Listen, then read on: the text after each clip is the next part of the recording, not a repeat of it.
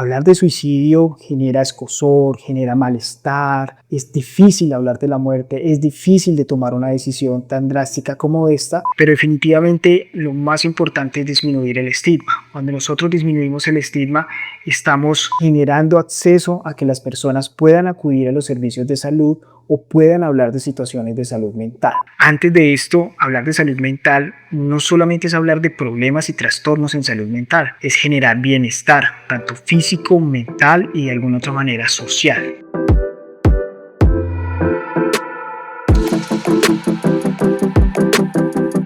Estás escuchando el podcast Entre Expertos del Bienestar. Entre Expertos del Bienestar. Estás escuchando el podcast Entre Expertos del Bienestar. Un saludo especial para todos y todas las personas que nos escuchan. Bienvenido a un espacio dedicado para conversar sobre diferentes temáticas de promoción y prevención de la salud. Un programa exclusivo de la EPS que tiene 30 años de experiencia al servicio de la salud. En EPS Famisanar estamos siempre contigo.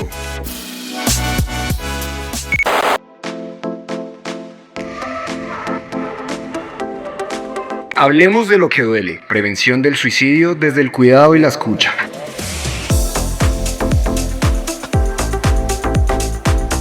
Hola a todos, bienvenidos y bienvenidas a Entre Expertos del Bienestar, el espacio donde hablamos de salud con sencillez, claridad y profundidad, para que juntos tengamos más herramientas para cuidar lo que realmente importa, nuestra vida y la de quienes amamos. Soy Nicolás Ulloa y en este episodio abordaremos un tema tan delicado como urgente: la prevención del suicidio. Hablar de esto no es fácil, pero es necesario.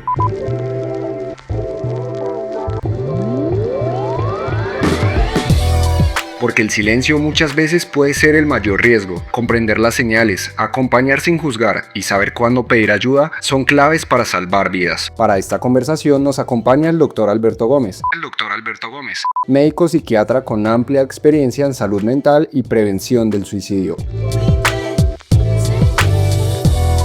Doctor Alberto, bienvenido y gracias por aceptar esta conversación que sin duda puede marcar la diferencia. Muchísimas gracias, Nicolás, por la invitación y estamos atentos a colaborar en este espacio. Para comenzar, doctor, muchas veces evitamos hablar de suicidio por miedo o desconocimiento. ¿Por qué es importante poner este tema sobre la mesa, tanto en lo personal como en lo colectivo?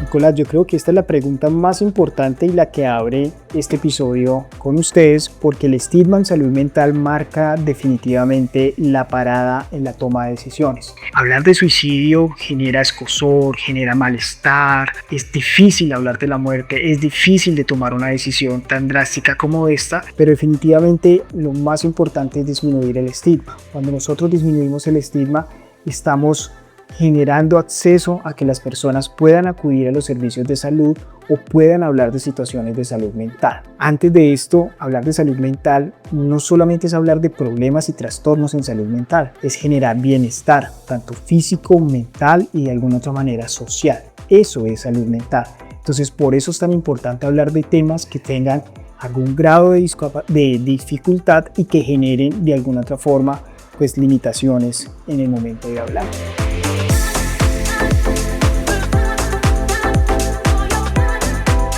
Claro, y es que mucha gente a la final se termina guardando las emociones o las cosas que está pasando simplemente por de pronto ser juzgado. Miedo, literalmente, Nicolás, miedo. La gente no quiere hablar, incluso si uno revisa en la parte personal, muchas veces ocultamos muchas de nuestras emociones por temor.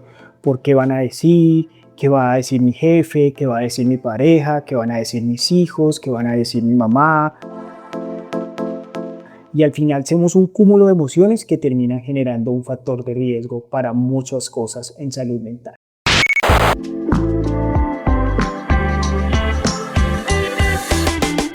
Doctor, y desde su experiencia, justamente, ¿cómo hacemos nosotros para empezar a detectar o a identificar esas principales señales de alerta que pueden indicarnos que una persona puede estar en riesgo de suicidio?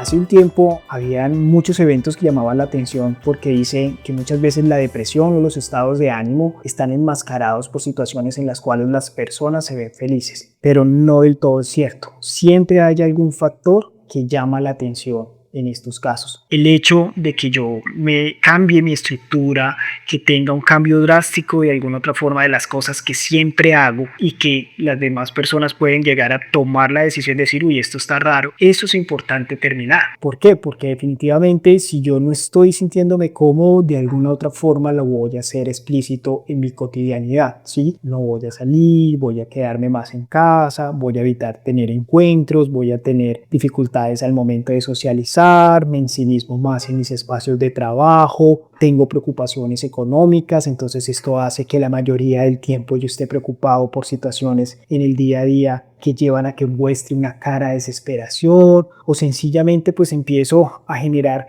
ciertos síntomas que están asociados a trastornos como un episodio depresivo o un estado ya depresivo de salud mental que definitivamente marca la pauta en ese momento de poder pedir ayuda.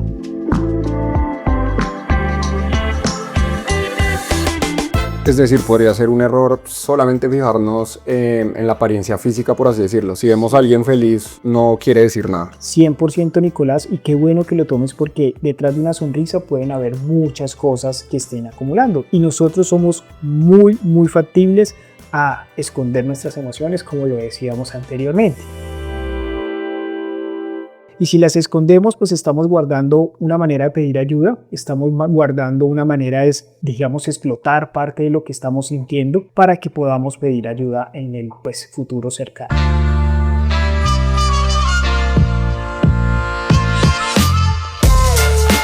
Claro, y complementando un poco esas actividades que de pronto empiezan a cambiar en el día a día, mucho el tema de los hobbies. He escuchado y he leído sobre ese tema que, por ejemplo, a mí en lo personal me gusta jugar fútbol. Es decir, si un amigo nota que yo no volví a jugar fútbol, puede ser una clara señal. Sí, claramente. Aquí cuando tú tocas ese término, desde el punto de vista clínico, nosotros definimos que una persona está entrando en un episodio depresivo, Nicolás, cuando tiene dos síntomas importantes.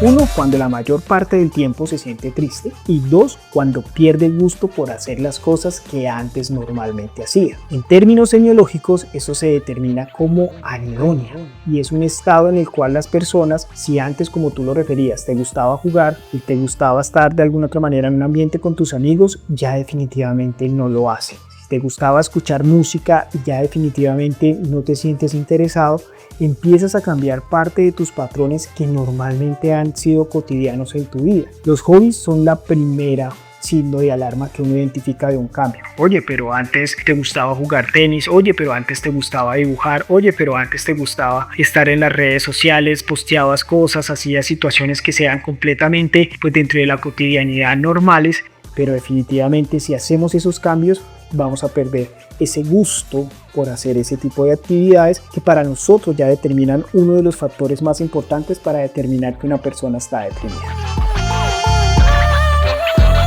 Bueno, muy interesante esto que nos dice el doctor para todos los oyentes empezar a tener en cuenta estas señales de alerta. Doctor, quisiera preguntarle qué factores de riesgo debemos tener en cuenta en las distintas etapas de la vida, bien sea en la niñez, adolescencia, adultez. Entonces, si quieres, empecemos de atrás para adelante. En los adultos mayores, esto ha venido cambiando en el tiempo, se generaba una población de riesgo, porque muchas personas no habían planeado su vejez o no habían tenido como una visualización de lo que pasaba en esta etapa de la vida. Cada uno de nuestros ciclos tiene unos cambios que son supremamente importantes. Cuando nosotros estamos en un estado de vejez, nos estamos pensionando, estamos dejando de hacer una actividad que hemos hecho por 40 años, por 30 años, por 20 años y de un momento a otro nos quedamos, como dicen en el argot público, como sin plan, ¿sí? Entonces para muchas personas esto es muy difícil porque nunca pensamos que ese tiempo iba a llegar. También cómo nosotros nos relacionamos con las demás personas en esta etapa. En esta etapa es importante porque muchas de estas personas tuvieron un matrimonio, pensaron que iban a tener una familia y al final por decisiones de la vida se quedaron solos, ensimismados, en un espacio completamente digamos, aislado del resto del mundo y de alguna u otra forma influye en su característica. Y al finalizar también hay una conducta que es muy de esta etapa y es: yo ya lo he vivido todo. ¿Sí? ¿Qué nuevo puede llegar a pasar? Yo ya viajé, yo ya hice, yo ya tuve mis hijos, yo ya los crié. Pues definitivamente da lo mismo que yo parta ahora o que parta más adelante, pero todos estos cambios son productos de una visualización de cómo estamos afrontando esta etapa de vida. Por eso hace un tiempo esta era una población de riesgo y siempre se hacían muchas intervenciones en este tipo de población. Aquí vale la pena poder decir que tanto nosotros estamos programados para llegar a este ciclo que es, obligatoriamente inevitable que vamos a llegar. Entonces es importante hacerlo también desde el punto de vista de las condiciones de salud. ¿Y tenemos algún tip rápido? Es decir, ¿cómo podemos entonces desde ya, por ejemplo, empezar a proyectar esa vejez para que no nos coja fuerte, como usted dice? La vejez es una de las cosas más difíciles de proyectar porque estamos claramente, constantemente en cambios, ¿sí? Las personas que hoy estaban en esos procesos de vejez eran personas que estaban en los años 40, 50 y de alguna otra manera tenían planeados unas cosas completamente diferentes. La tecnología ha llegado, las cosas han llegado de alguna otra manera a impactar directamente en nuestra calidad de vida y eso es importante. Yo que digo de alguna otra manera como un factor bueno pronóstico de esto es visualizarnos de que esto va a llegar, ¿sí?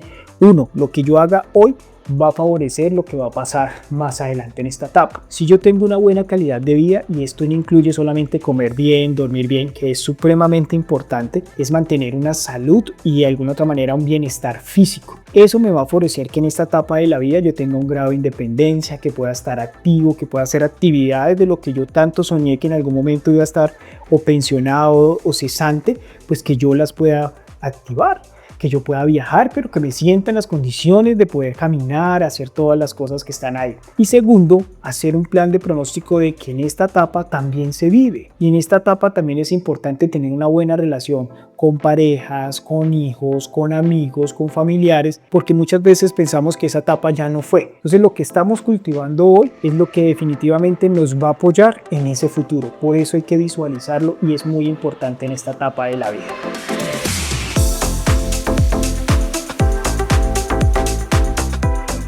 En el segundo ciclo de vida, Nicolás, que tú tocas, es en los adultos. En esta parte, y esto es muy importante que nosotros lo hablemos, un adulto que tome una decisión de hacerse daño o tomar una decisión drástica de su vida es porque hay una serie de eventos que cambian disfuncionalmente su cotidianidad. Esto lleva muchas veces a situaciones en sus relaciones de pareja. De hecho, ya se ha visto que en esta población muchas veces está ligado a ese tipo de decisiones. No me fue bien en una relación de pareja o tengo dificultades para encontrar una pareja y deciden de alguna otra manera tomar la decisión de hacerse daño porque se sienten solos al final del día. Segundo, tiene que ver con todas las situaciones económicas y los planes de vida. Uno también se proyecta en este momento de la vida para tener un grado de independencia, para haber logrado cierto tipo de metas. Y cuando tú llegas a esta etapa y te das cuenta que no las has logrado, pues eso impacta fuertemente en tu salud mental y definitivamente pues esto va a decidir como, bueno, qué tanto estamos haciendo las cosas bien. Y muchas veces esas como autojuicios y esos prejuicios que tenemos muchas veces de compararnos con los demás dicen estamos muy por fuera de alguna otra manera. Entonces eso es muy importante en esta población. Definitivamente es una población que marca también la pauta en las decisiones y a nivel de salud pública también se han evidenciado cambios y factores de riesgos en ellos.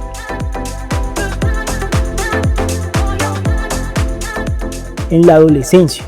La adolescencia es muy importante porque es una de las etapas más difíciles que nosotros comparamos incluso con la vejez porque es donde vuelven a haber cambios, ¿sí? Yo paso de tener un pensamiento mágico de Superman, de superhéroes, de muchas cosas, a asumir responsabilidades que definitivamente van a marcar la pauta de qué voy a tomar, qué voy a hacer. Incluso en esta etapa yo tomo una decisión, qué voy a hacer el resto de mi vida, qué voy a definir, qué me gusta, qué no me gusta, cuál es mi relación con mis padres, cuáles son mi relación con mis amigos y es una etapa bastante difícil. Y además que clínicamente para que muchas de las personas que aquí nos están escuchando también es una etapa en la cual el cerebro apenas está terminando su proceso de formación neurofisiológica. Entonces uno no puede esperar que un adolescente tome las mejores decisiones porque incluso su proceso neurofisiológico no ha terminado, pero por eso es tan importante que tengamos el acompañamiento de esas figuras, ya sea paternas o personas que estén vinculadas a su proceso, porque es ahí donde nosotros necesitamos más apoyo. Una persona adolescente muchas veces actúa a través de moldeamientos, ¿sí? Lo que yo estoy viendo ahí es lo que yo puedo llegar a actuar. Entonces, si yo veo que hay una imagen de una familia disfuncional, de una situación de riesgo donde yo estoy sometido a violencia, donde hay situaciones de consumo, donde hay situaciones incluso de abuso, pues yo voy a sentirme de alguna otra manera inmerso en esta población. Entonces, como nosotros actuamos en esa etapa por moldeamiento, pues vamos a terminar de alguna otra manera haciendo ese tipo de cambios. Segundo, tiene que ver con los fracasos. En ese tiempo también nosotros pues vemos como metas muy pequeñas, grandes, muy grandes. Y es ahí donde definitivamente nosotros determinamos que eso que nos dicho, ese primer amor duele terriblemente y la tusa que vamos a tener en ese primer amor es porque nosotros lo vemos en esa etapa de la vida así. Si nosotros tenemos un fracaso escolar, si sentimos que algo no está funcionando, pues obviamente esto va a ser magnificado porque nosotros no tenemos con qué compararlo. Muchas veces los padres de familia llegan, no, pero eso es normal, tranquilo, te vas a enamorar 10 veces más. Claro, porque ellos hablan de su experiencia, pero para esos personajes que están pasando por esta etapa, pues esta es su primera y probablemente la única para ellos de lo que van a poder enamorarse. Lo mismo pasa con un fracaso o con un error y es la misma posición. No, esto te vas a equivocar varias veces, vas a fracasar varias veces, pero es como la connotación de esa persona que está creciendo en ese momento pues genera un impacto. Y por último, que es la más importante porque nos genera un impacto muy vivo, ustedes saben que cuando toman una decisión de suicidio, eso incluye de alguna manera como los índices de desarrollo cultural, incluso hasta de los gobiernos como tal, porque es una persona que se le está invirtiendo en salud, educación, en muchas cosas y al final no logra la adultez para volverse productivo. Entonces los niños que de alguna otra manera toman esta decisión, pues para nosotros es muy dramático y por eso el énfasis de esta charla de poder hablar de ellos es porque obviamente nosotros en esta etapa de la vida estamos en un proceso muy mágico de nuestro pensamiento, ¿sí? Entonces las decisiones que muchas veces toman los adultos pues van a influenciar mucho de las decisiones que toman los niños. El hecho, porque los niños también actúan por moldeamiento de lo que está pasando alrededor, etapas de violencia, etapas de abusos, bullying, muchas cosas que están asociados en su cotidianidad, pues influyen de manera muy grande en la toma de decisiones y si aquel adolescente no tenía esa terminación neurofisiológica determinada, pues se imaginará qué podrá hacer de un niño que apenas está entendiendo muchas situaciones. El riesgo y lo que nosotros vemos es que ha perdido de alguna otra manera como ese miedo de tomar esas decisiones y lastimosamente muchas veces que no quisiéramos que esto pasara pues terminan siendo letales y es por eso tan importante que podemos hablar en estos espacios para prevenir estas conductas que definitivamente tomen una decisión completamente diferente en esta etapa de la vida. Y para allá justamente quiero que vayamos y es para aquellas personas que quieren de pronto ayudar pero que no saben cómo hacerlo y que a veces incluso como dicen coloquialmente terminan embarrándola más. ¿Cuál es la mejor manera de acompañar en este proceso desde el cuidado, desde la escucha? ¿Qué herramientas hay para que las personas puedan apoyar?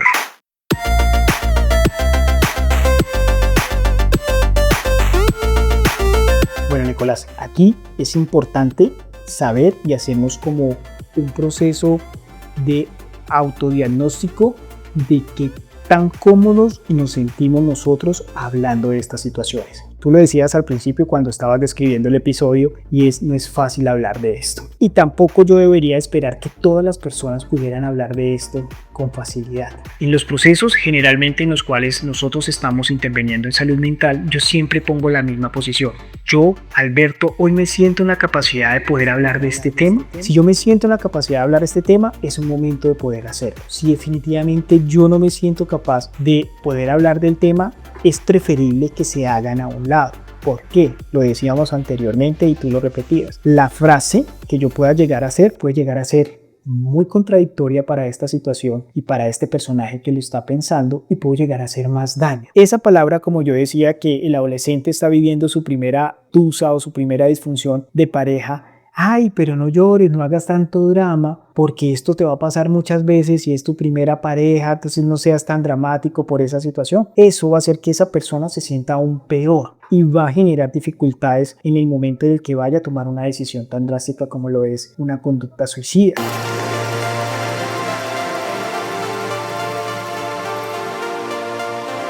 Entonces, si yo no me siento en la capacidad de hablar, prefiero hacerme a un lado y no intervenir de manera poco asertiva en la manera como yo me comunico. En salud mental tenemos una palabra básica, Nicolás, y es empatía. Es la misma empatía que nosotros encontramos en el momento de hablar, de hacer este podcast, de hablar con las demás personas que estamos de alguna otra manera relacionados. Y si nosotros no tenemos esa empatía, que al final su definición es ponerse en los zapatos del otro, pues yo no voy a estar en una posición de poderlo hacerlo. Y para eso tenemos unos apoyos que son importantes, como son los profesionales en salud mental y de alguna otra manera personas que tengan también entrenamientos en primeros auxilios psicológicos que puedan dar una mano en esos momentos que de alguna otra manera pueden llegar a ser difíciles para las personas.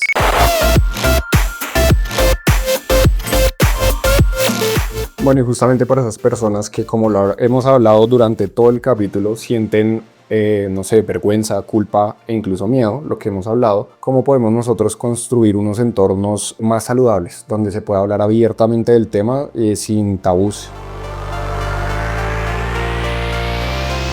Yo creo que el principal entorno es la familia, Nicolás, y yo también expreso mi experiencia en mi familia y probablemente tú la tengas también en tu familia, y es que debemos de brindarles en nuestros hogares, en nuestras familias, espacios de escucha y de habla sin prejuicios. Ese es el principal entorno. Desde este punto de vista, yo me voy a sentir cómodo hablando con mi mamá o con mi papá si tengo un problema, si tengo una dificultad, y de manera asertiva poder orientar en ese proceso de resolución de los problemas. Mi segundo entorno es el ambiente escolar y mayormente donde los adolescentes y los niños pasan casi el 50% del tiempo. Y si yo estoy viendo ese entorno como algo punitivo, como algo dañino, pues tengo que empezar a hacer cambios.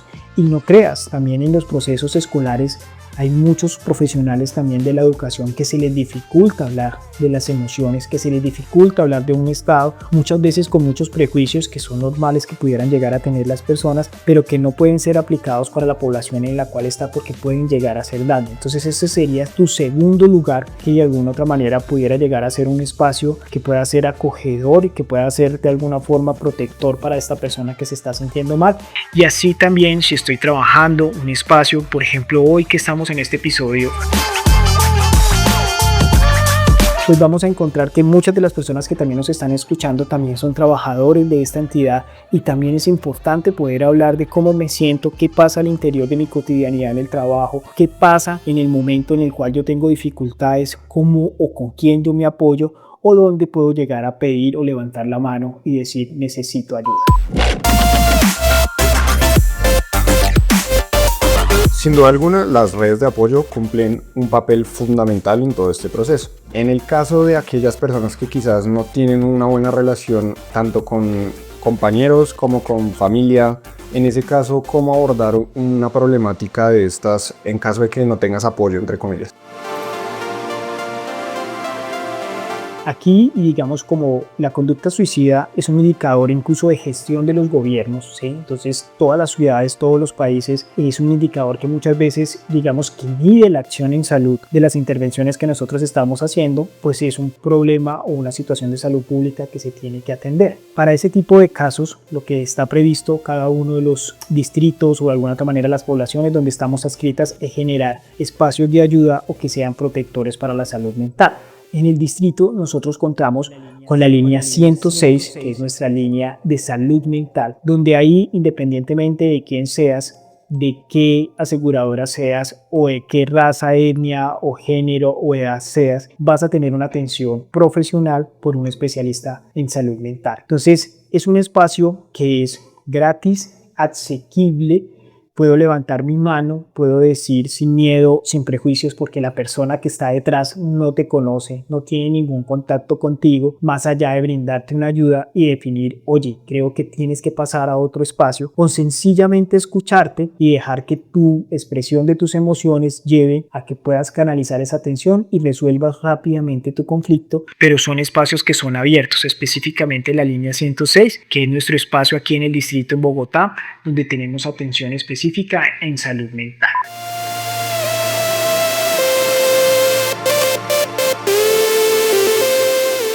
Bueno, perfecto. A mí me gustaría hablar un poco de la actualidad porque pues sin duda alguna el entorno digital tiene pues un gran impacto. Las redes sociales también, como lo mencionamos en algunas de esas señales de alerta al inicio. ¿Qué tanto impacto tiene todo este entorno digital, especialmente en los jóvenes, que es donde hemos hablado y abordado sobre todo? ¿Cómo influye esto en el riesgo suicida? Bueno, influye de muchas maneras, Nicolás, porque pues hoy a través de la tecnología tenemos acceso a muchas cosas, ¿sí? A cosas buenas y a cosas negativas. No es negarle la posibilidad a un niño y a un adolescente que esté sumergido en la parte tecnológica, porque ellos van a vivir esta era tecnológica a diferencia de nosotros que nos fuimos criados en otra época, y las redes sociales pues han sido novedosas para nosotros, pero ellos están sumergidos ahí. Lo que tenemos que hacer es una supervisión. ¿Qué pasa a través de una red social? Si nosotros no tenemos supervisión en un niño y adolescente, puede pasar de todo, desde que estén expuestos a situaciones de abuso, desde que estén expuestos a situaciones de maltrato, desde que estén expuestos a situaciones en las cuales de alguna otra manera pues les hagan daño en su yo como persona y generen un impacto de manera muy negativa. Las redes sociales pueden generar como fenómenos que pueden ser fenómenos en bola de nieve, que empieza acá y esto puede crecer. Lo hemos visto en el pasado a través de juegos, a través de experiencias, a través de retos que pueden estar sumergidos los niños, niñas y adolescentes, porque no hay un control. Entonces, cuando nosotros determinamos darle un celular, una tablet, un iPad o un computador a un menor, pues tenemos que tener esa responsabilidad que va de la mano de esa supervisión, porque eso está en el día a día. No sé si tú has visto que en los últimos años, cuando empiezan a haber eventos que son de conducta suicida, alrededor de estos eventos aparecen otro tipo de eventos, ¿sí? Es como si fuera un fenómeno de bola de nieve. Entonces se notifica uno y muchas personas que están pasando por situaciones difíciles pues vuelven y hacen este tipo de actos por la manera como se transfiere, ¿sí? Esta información. Entonces estos personajes pueden ser de que están pasando por una situación difícil y pueden ver la información, puede ver la noticia y pueden decir, uy, esta persona lo hizo, yo también lo puedo hacer. Por eso que la comunicación y lo que nosotros informamos a través de las redes debe ser muy clara y entender qué es lo que de verdad nosotros estamos estableciendo. Obviamente con todo el derecho, el respeto y la rigurosidad del caso para que no estemos expuestos a situaciones difíciles.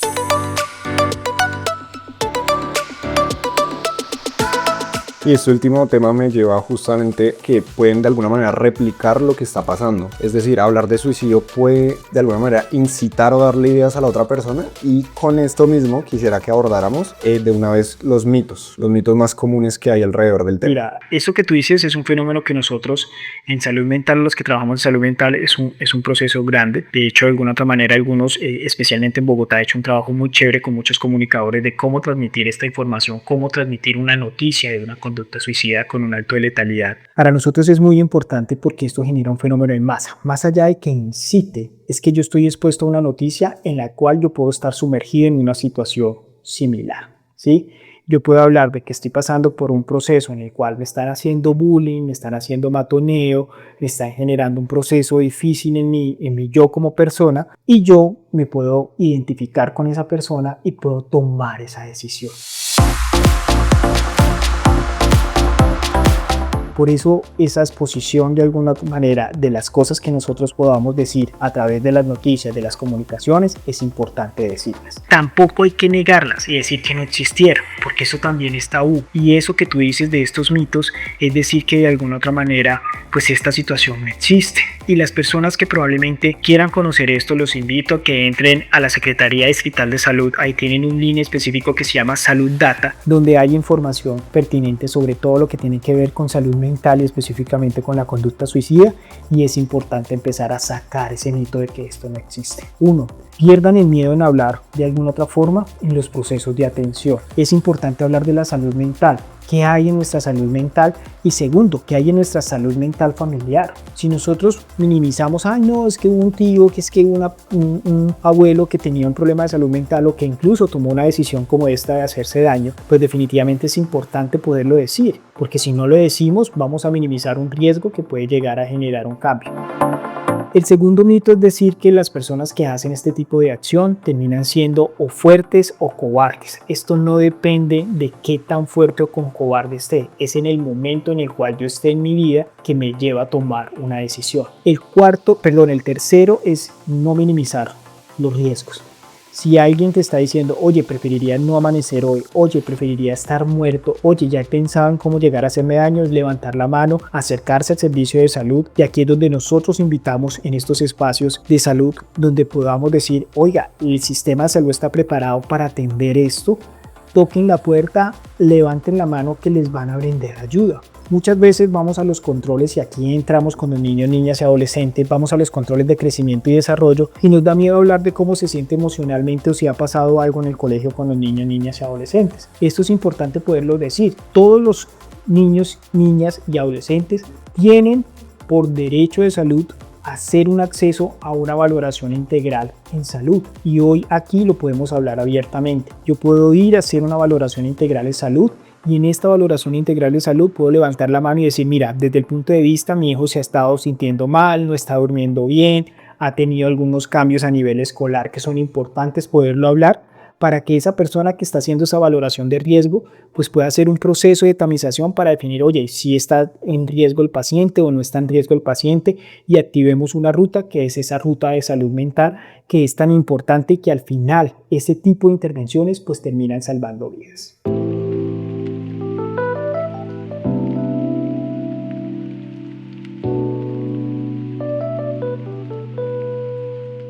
Muchas gracias por toda esta información y ya para ir cerrando, ¿qué mensaje clave le gustaría a usted dejar a quienes nos escuchan? Especialmente a aquellos que quizás estén atravesando un momento difícil o tienen cerca a alguien que podría necesitar ayuda. Bueno, lo primero de todo es dejar el miedo. Dejar el miedo nos va a facilitar poder tener acceso a situaciones que nos puedan llevar a generar una mejor resolución de conflictos y probablemente nos empiecen a generar pues mayor satisfacción.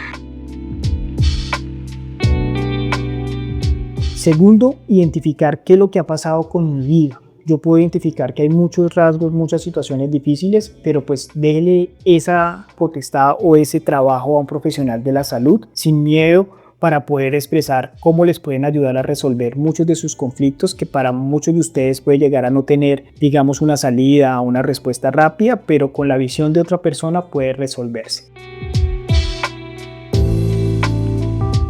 El tercero, que es muy importante, es no les dé miedo a hablar de esto. Sé que muchas personas se van a sentir incómodas, pero puede llegar. Si no me siento a gusto, busquemos ayuda en otra persona. Tenemos la línea 106, llevemos a una consulta de atención en salud, saquemos esa valoración integral del riesgo para que podamos identificar cuáles son los riesgos que tenemos nosotros en nuestro desarrollo y podamos determinar. Y por último, quitémosle el estigma a la salud mental. La salud mental es ese estado de bienestar y si nosotros no tenemos bienestar vamos a estar expuestos a muchas situaciones. Quitemos ese estigma, que tenemos un sistema de salud que hoy en día está abierto a acogerlos y poder levantar la mano sin miedo y tener una atención oportuna. Esa es parte de mi consejo.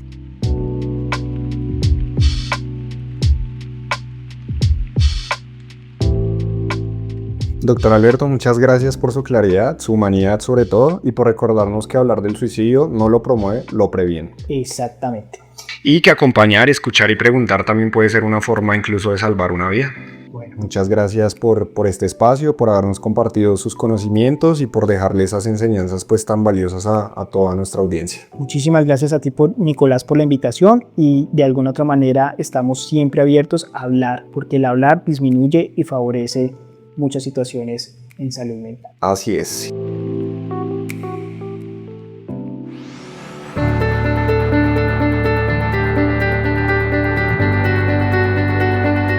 Y a quienes nos escuchan, queremos dejarles un mensaje muy claro. Si sienten que no pueden solos, no están solos.